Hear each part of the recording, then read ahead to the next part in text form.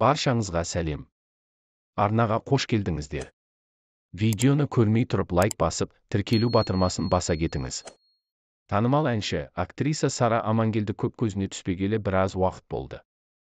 Жақында үй алып, қоныс тойын жасаған өнер иесі әлеуметтік желіден кеткенін анасы растады. Продюсер Гүлнұр Мамасарипова қызы Сара Амангелдіні іздеп жатқан оқырмандарына алғысын айтты. Маған қойылған сұрақтың дені Сараны іздегендер. Ол бала күннен дүние қуған бала емес. Әзірге әлеуметтік желіден бас тартты. Жанын емдеп жатыр. Қазір адамдар өте қатыгез ғой. Олармен күресетін Сарада иммунитет жоқ. Менің жетістіктерім үшін құнын төлеп жатқан қыз осы шығар. Маған оның басының амандығы ғана керек деп жауап берді әншінің анасы.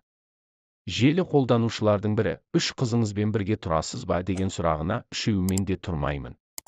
Дана Астанада, Сара өз пәтерінде, Ғайникамал Испанияда үйде атасымен айла ғана бар деп жауап берді.